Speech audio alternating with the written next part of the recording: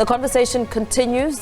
Political parties also weighing in. BOSA's Mmusi Maimane standing by to also give us his reaction. Build One South Africa has decried what it says is a failure by the Department of International Relations and Cooperation to condemn the human rights abuses in government by the ANC's longtime ally in Zimbabwe, ZANU-PF. This is all ahead of the upcoming 44th SADC Summit set to be held in Zimbabwe's capital city, Harare, this coming Saturday.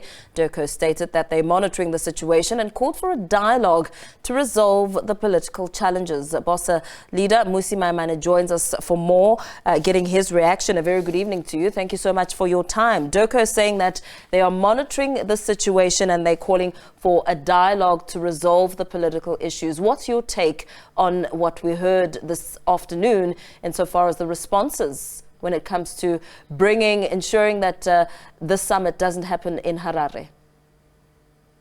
Good evening, and good evening to fellow South Africans. Zimbabwe is in a deep crisis. And that crisis is fundamentally because the opposition there has been treated like criminals in a country of their birth, where they feel they have convictions to fight for the people of Zimbabwe. Opposition members have been arrested, some disappearing, and this is not a recent thing. It has happened as far back as when President Robert Mugabe was president. So a simple statement by the South African government saying it is observing a situation where even when elections were held in Zimbabwe, the SADC Observer Mission declared that those elections were not free and fair, I think is a dereliction of duty by South Africa. It is ultimately turning a blind eye to a crisis of injustice. And no dialogue is going to resolve a violation of human rights. And therefore, I want to call and urgently state that it is time, given that we're in a state of a government of national unity, a new posture as South Africa, that in fact we move and refuse to not only participate in the SADC, but to ultimately have it move to a country upon which human rights are upheld. You speak about the government of national unity, but we know that South Africa has proven, I mean, you make mention of the election outcome as an example, that it refuses to take a tougher stance on Zimbabwe. Even with negotiations that took place with former President Thabo Mbeki, it pretty much is still the same thing that we're witnessing today.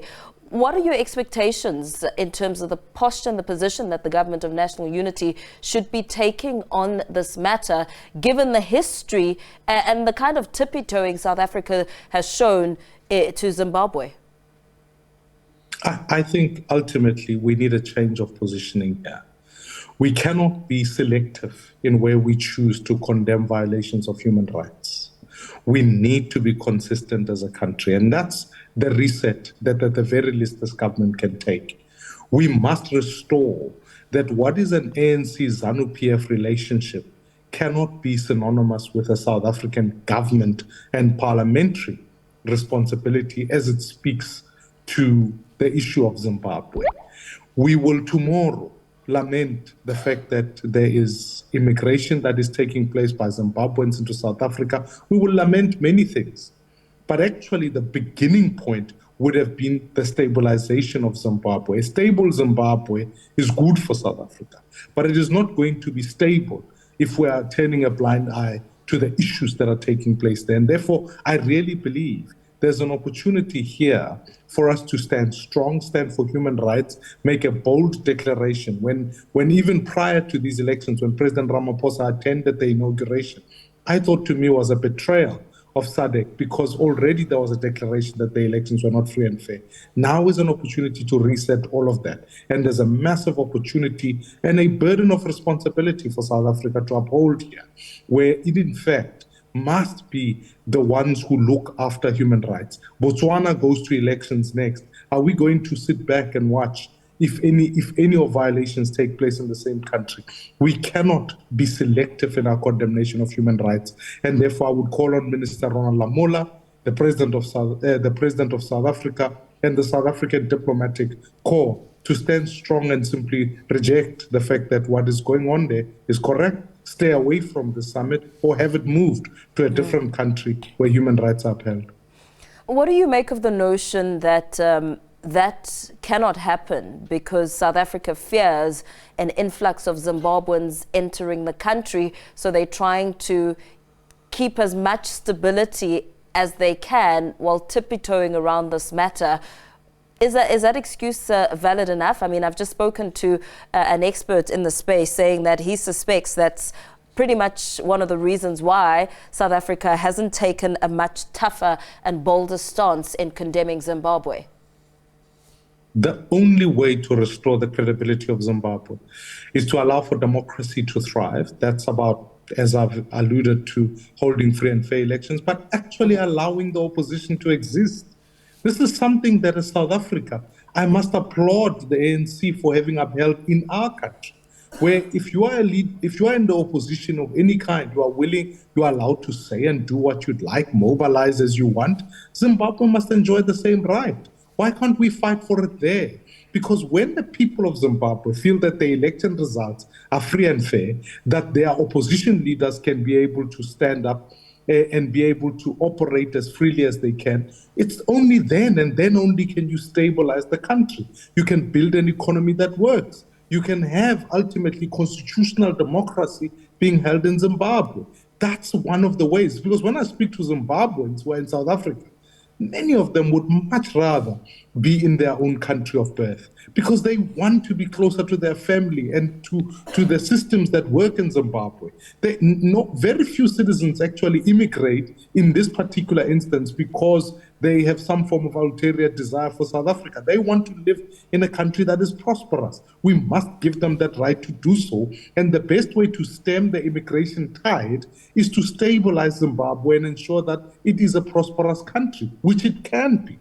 So South Africa's posture that simply says, no, well, if we allow democracy to fail in Zimbabwe, we hopefully will be able to secure our border sufficiently that Zimbabweans cannot come in, would be a simple misnomer and a poor strategy. I would suggest that it hasn't worked since the Zimbabwean government of national unity. Now is the time for us to, in fact, reset that relationship, be strong on Zimbabwe, and make it unequivocal that we are not going to tolerate violations of human rights. Even if it wasn't about immigration, a fellow African being killed by Africans is a violation of the very principle of Ubuntu and solidarity and must be condemned by all peace-loving and democracy-loving Africans. What do you think in terms of the messaging, given the position by South Africa? What does it send to the rest of the world with South Africa's position on this matter? It says if you are an ally, a former ally of the government, you are allowed to get away with violations of human rights. And we as South Africa can be selective as to how and when we choose to condemn human rights. It sends a message of ambiguity and inconsistency. It sends a message that actually African lives don't matter. Another way of putting it would be to say black lives don't matter, given that we must concede that not all Africans are black, but we must recognize that, in fact, this means the message we are sending to the world. And we cannot afford that, given our own history. As Africans, as South Africans, we came from a history of brutality and oppression.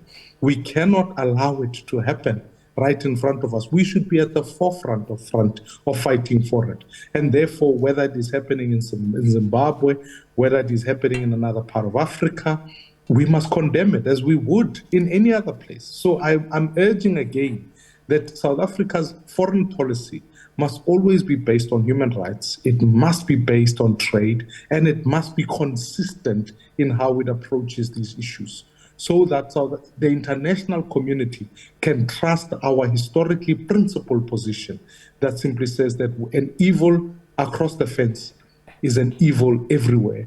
And it, in fact, affects all of us as Africans. Very well. Thank you so much for weighing in on this discussion. Speaking there to Build One South Africa leader, Mmusi Maimane, also weighing in on South Africa and the position ahead of the 44th Summit, SADC Summit, taking place in Harare, Zimbabwe this weekend. We do continue on the other side of this to bring you more news. Stay with us.